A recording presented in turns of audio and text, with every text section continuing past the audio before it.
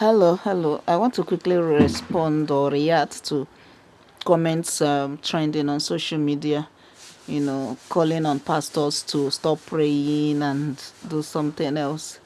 Uh, I think we're trying to distract ourselves. We're trying to divert attention from what we should focus to something that is so unnecessary.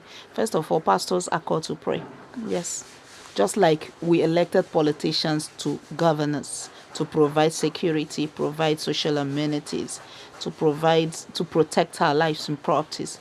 That's how pastors are called to pray. They are called to give us some spiritual support, while politicians are called to give us political will, to deploy their political will to making things happen for us. And we've left these guys who have failed us over the years, decades of failure, of decay. We are just trying to divert. Who do us this thing? That each time there is a need, we will be diverting attention as if people are being remote control. We'll leave the major thing and we'll be fighting innocent people who are standing in the gap for us. Can you imagine that? I'm not a fan of pastors. Oh. I wouldn't even want to be one. If you ask me naturally, I would not want to be, if not for the call of God. And moreover, we are all called into different ministries. You are called to be a journalist, you are called to be a carpenter, you are called to be a baker. These are all calls by God, and you represent God in your calling. A politician is called to be a politician, to deliver dividends of democracy to the people, but they have all failed us, and we are leaving them. We are leaving them. They are our uncles, our brothers, our fathers, our whatever. They are there, misbehaving and doing all kinds of things, with in the money they are looting, and we don't talk about it. We don't go after them. It's the pastors now we want to go after. Eh? It is the pastors we want to go after. Okay, the pastors should mobilize protest. They should mobilize. They should be giving gun. Last time a pastor was accused of holding a gun. Uh-huh.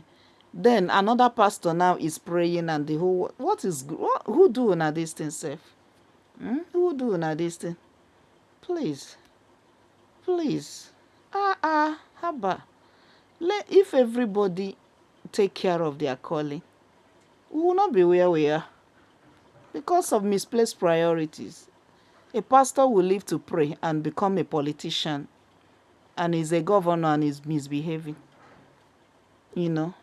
A politician will live to politic and deliver dividends of democracy, and is coming into the ministry to mess up the body of Christ.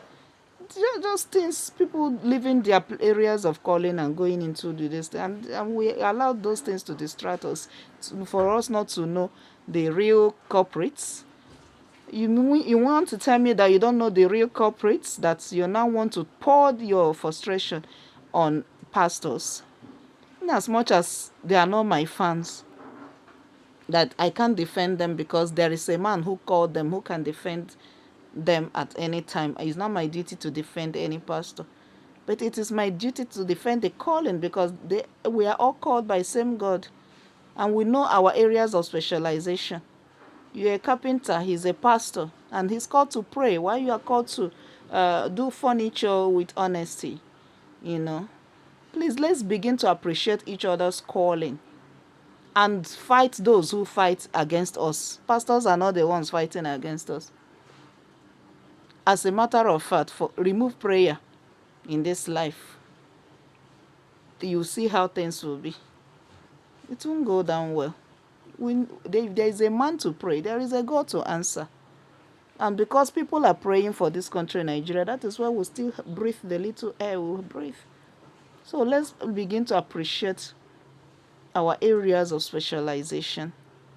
Then we can collectively fight, or mandate those who are called to fight, to protect lives and property. Let's forget this misplaced priority and diversion of attention that we are trying to deceive ourselves with.